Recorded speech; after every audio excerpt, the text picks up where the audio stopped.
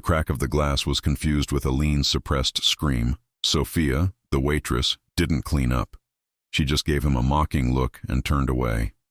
The red wine was running down the pregnant woman's belly, and no one could have imagined that the woman the waitress had just humiliated was the wife of the most dangerous and well-known mafia boss in the region. The crystal chandelier reflected golden light onto the marble tables. La Resistance restaurant smelled of truffles and exclusivity. Aline entered alone. Her olive-green silk dress clung to her 7-month belly. Dark skin gleamed in the cool light. Her steps were firm. Her chin held high. She had a reservation. Table 17. Her name was Nzinga. Sophia intercepted her before she reached the counter.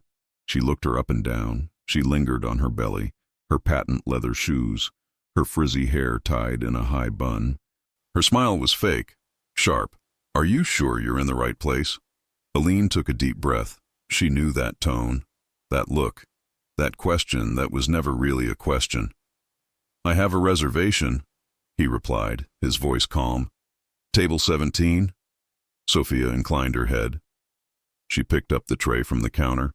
He lifted the glass of red wine, and without hesitation, without hiding it, he poured the liquid directly onto Aline's belly. The sound was dry, almost intimate. The wine ran down the silk. It dripped onto the floor. It formed a dark puddle at her feet. The entire hall froze. Aline didn't scream. She didn't flinch. She felt the cold liquid seep through the fabric, touch her skin, touch her son. She closed her eyes for a second. She heard her grandmother's voice echoing like an ancient prayer. A woman who knows herself does not bow. He opened his eyes. He looked at Sophia. A mother's gaze, a queen's gaze, the gaze of someone carrying centuries on their shoulders. A couple at the table in the back turned their heads. They pretended not to see. A man in a gray suit raised his cell phone and took a photo. Another smiled softly, as if watching a show. Aline ran her hand over her wet belly. She felt her son kick, hard, as if to say, "I'm here, Mom." "You spilled more than wine," he said without raising his voice. "You'll understand later." Sophia let out a short laugh. Theatrical. Designed for the audience. "Of course, dear. I'll have someone clean the floor." She turned her back. She walked back to the counter as if she had just cleaned a dirty table. Her heels echoed in the silence. No one stood. No one offered a napkin. No one apologized. Aline felt the weight, the isolation, the loneliness that comes when you're the only witness to your own pain. But she also felt something greater, something ancient. The strength of all the black women who resisted before her. Those who scrubbed floors, those who swallowed humiliation, those who raised children alone, those who smiled through gritted teeth. She didn't leave. She didn't cry. She didn't ask for help. She walked to table 17. She pulled out a chair. The sound cut through the low murmur of the room. She sat down. She crossed her legs. She carefully straightened her stained dress and waited. The youngest waiter, a black boy with frightened eyes, walked past her carrying a tray. He lowered his head. He said nothing, but the look in his eyes said it all. Aline nodded, slightly, as if to say, "I know. I see you too." Because queens don't run away from battlefields. Aline wiped the wine away with her own hands. Slowly, unhurriedly. The fabric was cold, sticky. The stain spread like an open wound. She didn't ask for a napkin. She didn't call anyone. She simply ran her fingers over her wet dress, as if caressing an old scar. The entire room watched, but no one moved. A blonde woman with a pearl necklace whispered something to her husband. He chuckled. He covered his mouth with his napkin. His eyes sparkled. Cheap fun. Cruelty disguised as curiosity. Aline heard. She felt, but she didn't turn around. She knew that laugh. She'd heard it her whole life. At school. At the bank. In the supermarket line. That laugh that needs no words. That says, "You don't belong here." He closed his eyes. He took a deep breath, and the memory came like a wave, flash forward. 10 years ago. Aline was a child, sitting on the cold floor of an industrial kitchen. the smell of bleach and old grease, her mother on her knees, scrubbing pots until her hands bled. Her white uniform was stained with sauce. Her hair was tied up in a cap that was too tight. The white boss came in shouting, "If you don't like it, you can leave. There's a line to replace you." The mother didn't answer. She just kept scrubbing. But when they were alone, she looked at Aline. She dried her hands on her apron and said, "Daughter, one day you will sit at the table, and when you sit, you will not get up for anyone." Aline opened her eyes. She was sitting at table 17 in the most expensive restaurant in town, and she wasn't going to get up. She ran her hand over her belly.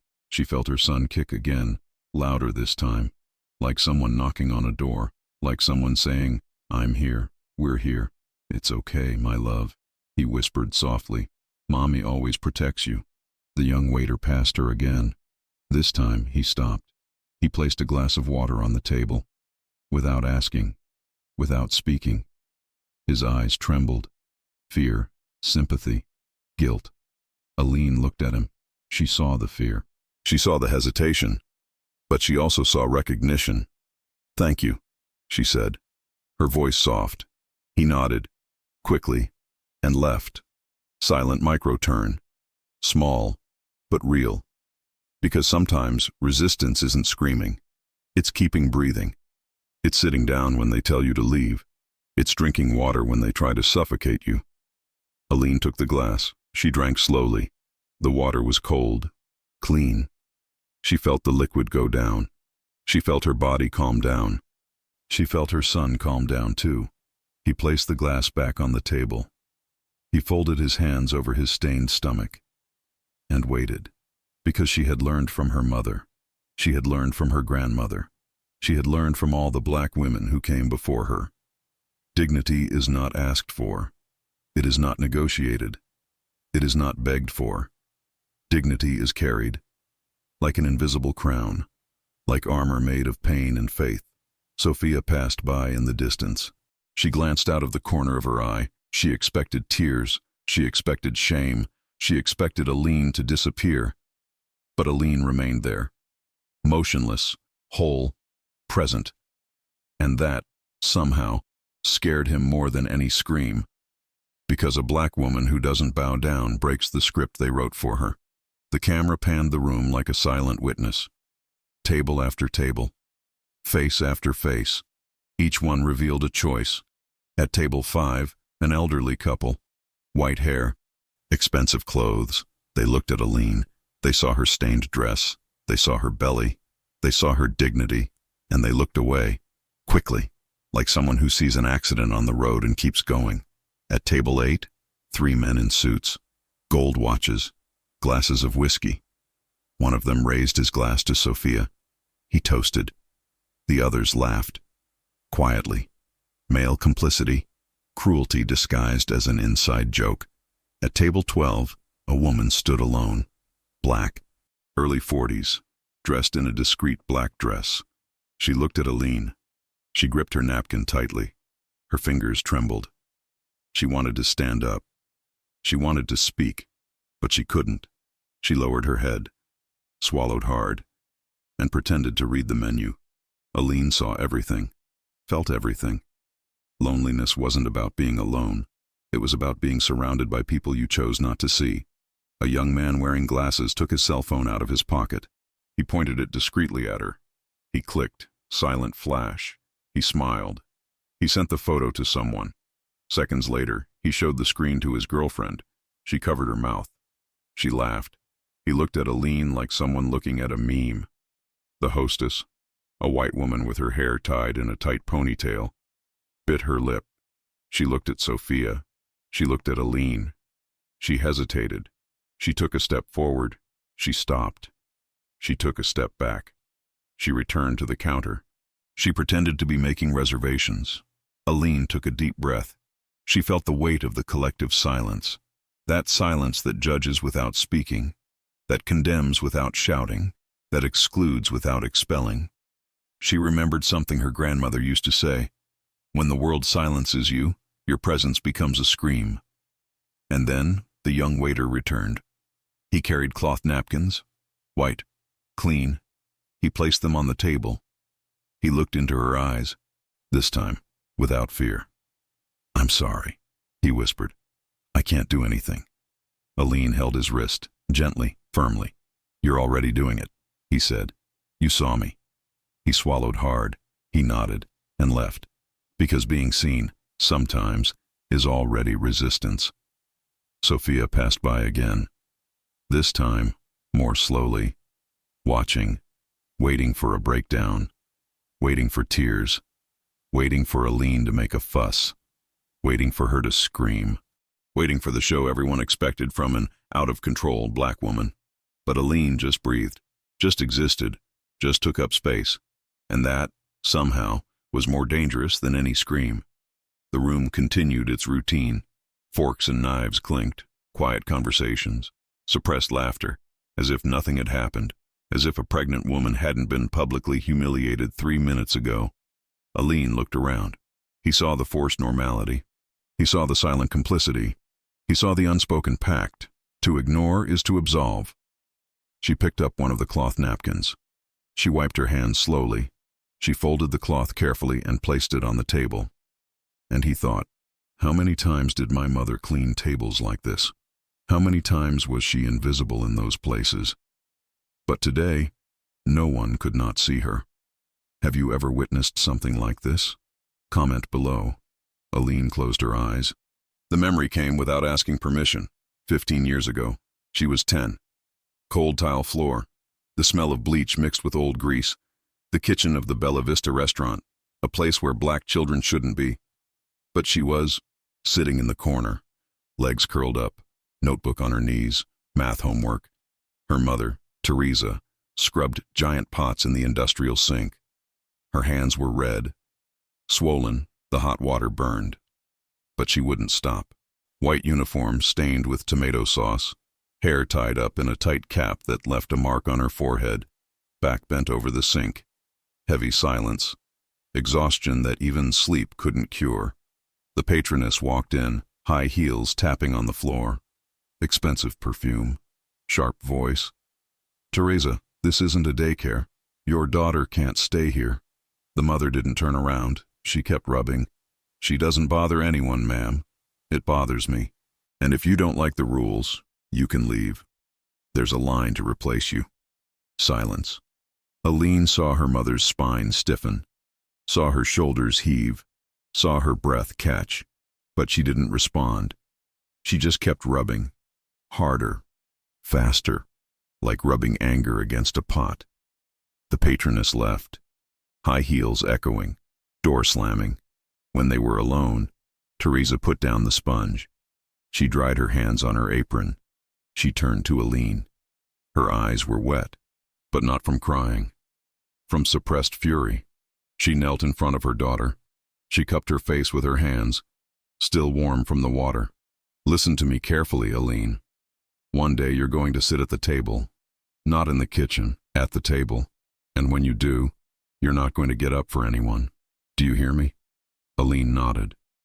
She didn't fully understand, but she felt the weight of those words. "Your blood has roots of an African queen," the mother continued. "Never forget that. They can take everything from you, except your dignity. That only you can give up, and you'll never give it up. Promise?" "I promise, Mom." Teresa kissed her forehead. She went back to the sink. She went back to scrubbing. Aline opened her eyes. She was sitting. Table 17, La Resistance restaurant, the most expensive in town, silk dress, 7 months pregnant. She was no longer on the cold floor. She was at the table. And I wasn't going to get up. She looked at her hands, clean, no calluses, no redness. So different from her mother's hands, but carrying the same strength. Teresa died 3 years ago. Cancer. Working until her last month. She never sat in a restaurant as a customer. She never wore a silk dress. She never had a table reserved in her name. But he left a daughter who would have all of that, and who wouldn't bow her head to anyone. Aline ran her hand over her belly. She felt her son kick. "Grandma taught you through me," he whispered, "and you will learn too." Ancestral promise renewed. She wasn't alone at that table. She carried generations. She carried sacrifice. She carried the silent struggle of all the Teresas who came before. And today, finally, one of them was sitting. Because resistance doesn't begin with anger. It begins with the promise a mother makes to her daughter on the cold kitchen floor. Sophia returned. Her steps were slower this time, deliberate. She was carrying paper napkins. Cheap, rough. She tossed them on the table without ceremony. The sound was sharp, disrespectful. Let's try to clean it up before it stains the floor, he said. Intentional pause. A mocking smile. Aline looked at the napkins, then at Sophia. She didn't touch the paper. The room watched. Some customers turned discreetly. Others stopped chewing. They expected an explosion. They expected a scandal. They expected the pregnant black woman to finally lose her composure. But Aline just breathed. She felt her anger rise. Hot, urgent. She wanted to scream. She wanted to throw the table. She wanted to make Sophia feel a fraction of the humiliation she felt. But she did neither. Because hasty anger is a trap. It's what they expect. It's the script they wrote for you. She gripped the edge of the table. Her fingers were steady. Short, clean nails pressed against the cool marble. She counted to 5, took a deep breath, and spoke. You really don't know who you're dealing with, do you? Low voice. Calm, but charged. Sophia let out a short laugh. Performative. Designed for the audience. I know exactly, he replied, with someone who shouldn't be here. He said this, looking at Aline's belly. A gaze that pierces, that denies humanity, that reduces a pregnant woman to an intruder. A customer stood up. A white man, early 50s, a navy blue blazer. He walked over to Aline's table. He stopped next to Sophia. Is everything okay here? He asked. But he didn't look at Aline. He looked at Sophia, as if offering protection against a non-existent threat. Sophia smiled gratefully. Yes, it is, Mr. Carter. Just clearing up a misunderstanding. Aline felt her stomach churn, not because of the humiliation, because of the complicity, because of the silent pact between whiteness and exclusion, because of the way the man looked at Sophia like a heroine defending her territory. Misunderstanding, Aline repeated slowly. Is that what you call it? Carter looked at her for the first time. Up and down. A look that measures, that judges, that decides if you deserve a response. The girl is trying to help, he said, his tone patronizing. No need to be aggressive. Aggressive. The word hung in the air like an accusation. Aline hadn't shouted. She hadn't cursed. She hadn't threatened. She simply existed. She simply spoke. But to them, a black woman who doesn't lower her head is already aggressive. She smiled, not a happy smile, a tired smile, like someone who's heard it 1,000 times, like someone who's been called aggressive for breathing too loudly. Aggressive, he repeated. Interesting. Sophia crossed her arms. Victorious. Carter nodded, pleased with himself. The two of them joined in silent judgment. And Aline realized it wasn't about the wine. It never was. It was about place. It was about who belongs and who doesn't. It was about maintaining order, hierarchy, about making sure pregnant black women know where not to step. She ran her hand over her belly. She felt her son kick, hard, as if to say, I'm here, Mom, don't lower your head. And she didn't lower it, because calling a black woman aggressive is the last resort of those who have no argument against her dignity. The kitchen door opened, slowly, almost in slow motion. The sound cut through the murmur of the hall. Everyone looked. A black man appeared, a charcoal gray suit, impeccable cut, fabric costing more than a monthly salary. His steps were firm, confident, a presence that didn't ask permission, that simply occupied Malik Nzinga. He swept the room with his eyes. He looked for table 17. He found Aline. He saw her stained dress. He saw her erect posture. He saw her dignity intact. His jaw hardened. Sophia froze. The tray trembled in her hands. She recognized the face. She'd seen it in a magazine, in the news, in a framed photo in the restaurant owner's office. Carter took a step back, instinctively, like someone sensing a change in the air. Malik walked to the table. He didn't run. He didn't rush. Every step was a sentence. Every second of silence weighed a ton. He stopped beside Aline. He placed his hand on her shoulder, gentle, protective. He looked at her stained dress, at her belly, back at her face. "Love," he said, his voice low. "I thought I would get there before you." Aline smiled. It wasn't a smile of relief. It was one of someone who always knew the outcome. "I arrived first, and I was welcomed in an unforgettable way." Malik turned to Sophia. He didn't shout. He didn't point. He didn't threaten. He just stared. And that look was worth 1,000 words. Sophia tried to speak. She opened her mouth. She closed it. She opened it again. Nothing came out. Carter cleared his throat. Uncomfortable.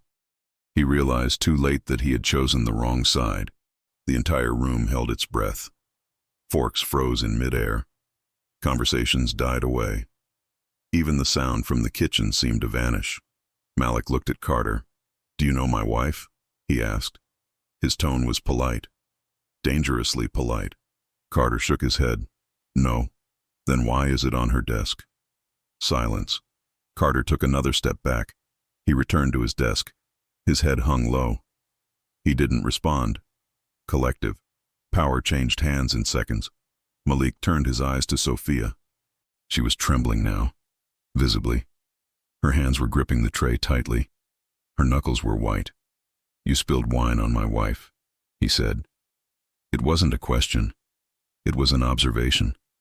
Sophia tried to deny, to stammer, to explain. I didn't know that." She didn't say. She didn't need to say. Malik interrupted. "She was pregnant, alone. Did you need to know anything else before treating her with basic respect?" Absolute silence. The hostess approached. Pale, nervous. "Lord Nzinga, we are so sorry. This shouldn't have happened." Malik ignored her. He kept his eyes on Sophia. "My wife is pregnant with my child," he said. "And you chose to publicly humiliate her. Why?" Sophia didn't answer. She couldn't. Because there was no answer that didn't reveal prejudice. There was no justification that didn't expose racism. Aline remained seated, calm, observing, letting the silence speak for her. Because sometimes the greatest revenge is simply existing while the world crumbles around those who underestimated you. Malik didn't move. He stood beside Aline, his hand still on her shoulder. His presence filled the entire space. Sophia tried to back away, but she was trapped between the table and her own mistake. "She's pregnant with my child," Malik said, his voice low, sharp as a blade. "She's my wife, the only person in this place with the authority to forgive you." Or not. The hall exploded into silence. All eyes turned to Aline, waiting, measuring, still judging, but now afraid, because a black woman with power is scarier than a black woman alone. Sophia began to cry. Quick, desperate tears. "I didn't know. I swear I didn't know. Please." Aline watched. She saw the tears. She saw the despair. She felt something strange. It wasn't pleasure. It wasn't revenge. It was exhaustion. Tired of always being the one who has to decide between forgiveness and punishment. Tired of carrying the moral burden while the other person only feels regret after being caught. She looked at Malik. He nodded, softly, as if to say, "The choice is yours." Aline stood up, slowly. Her belly brushed the edge of the table. Her stained dress gleamed in the chandelier. He walked over to Sophia. He stopped in front of her, so close he could hear her ragged breathing. "You didn't know who I was," Aline said, "but you knew I was pregnant. You knew I was alone, and yet you chose to humiliate me." Sophia sobbed. She tried to speak. Aline raised her hand. Silence. "The question isn't whether you knew who I am. The question is, would you have acted differently if I were white?" Deafening silence. No one breathed. No one moved. The question hung in the air like an irrefutable accusation. Sophia didn't answer.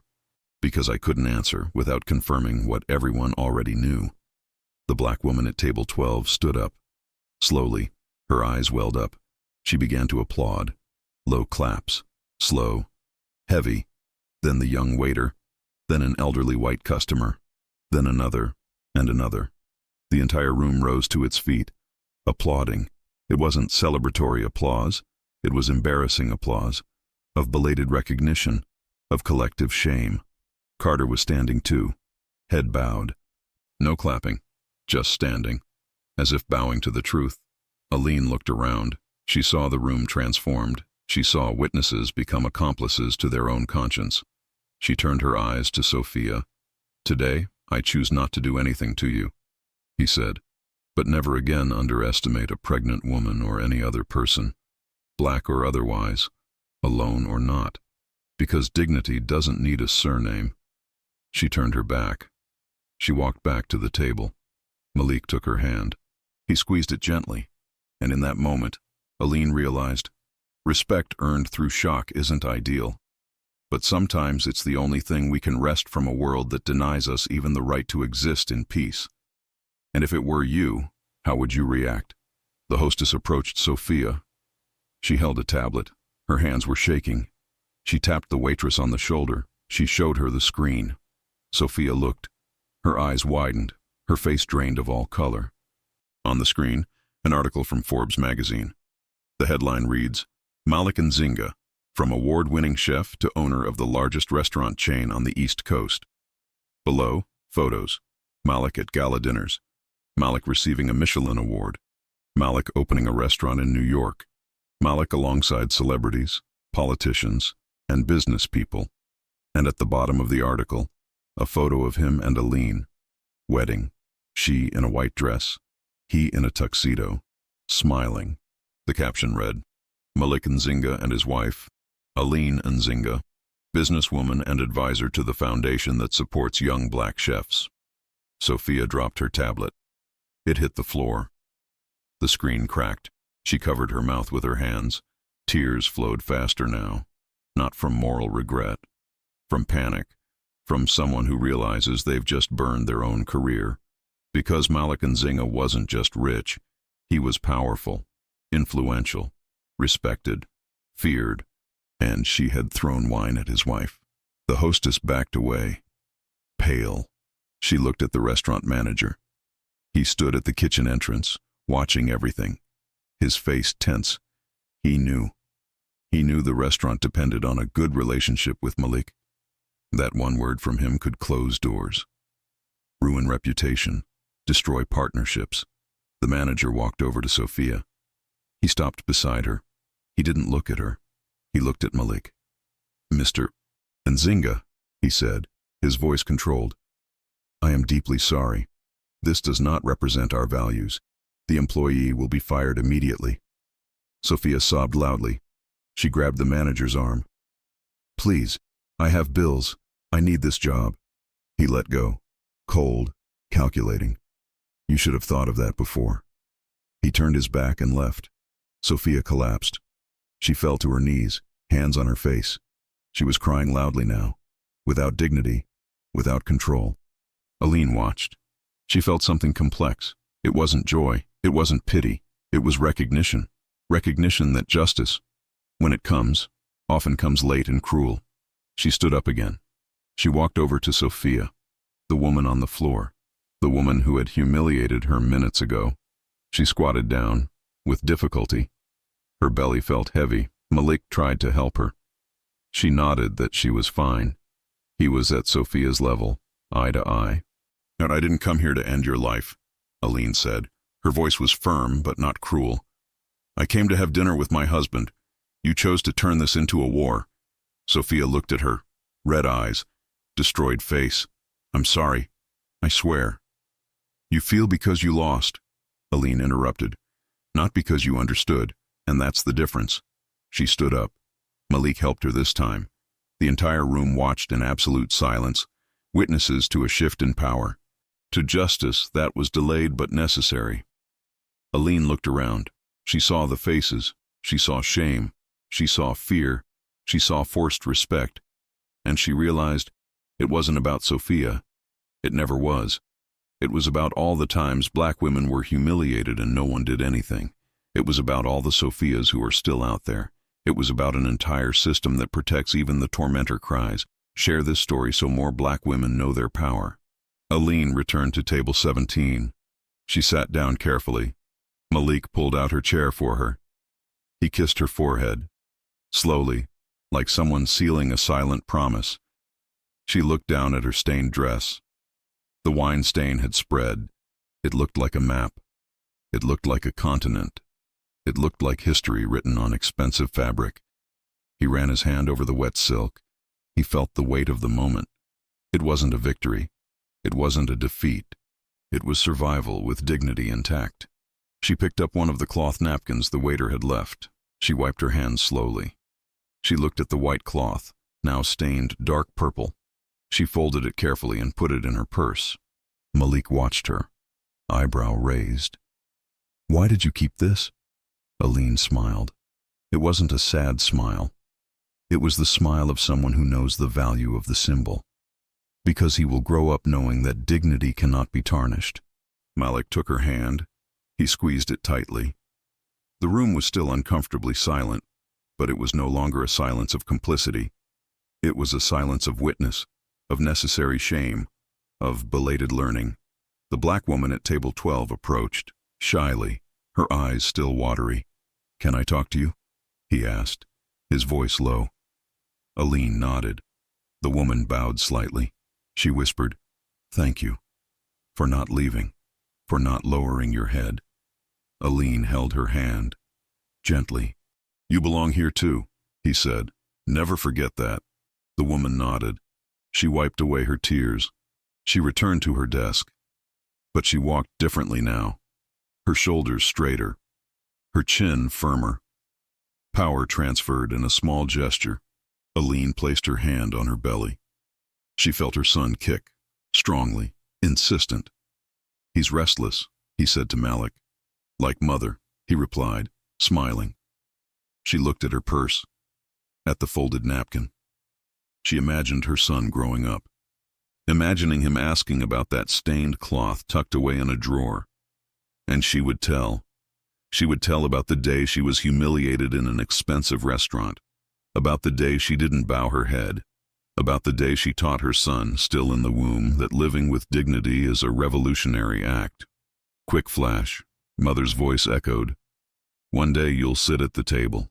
Aline was sitting down, and she hadn't stood up for anyone. He looked around. He saw Carter eating in silence. He saw the nervous hostess organizing reservations. He saw Sophia walking out the back door, shoulders slumped, carrying defeat. And she realized, change doesn't come in a moment. It comes from 1,000 small acts of resistance, from 1,000 black women who refuse to leave, who refuse to bow down, who refuse to accept the script written by others. Malik asked for the menu, as if nothing had happened, as if that table had always been theirs. Because it was. Aline grabbed the ultrasound she carried in her purse and placed it next to the stained napkin. The two things together, life and struggle, future and present. "My son will know that no matter where we are," he whispered, "we belong." And in that silent restaurant, for the first time, the white space became a testament to black strength. If this story touched you, leave a like, subscribe to the channel, activate the notification bell, and share it so that more people can reflect and become stronger.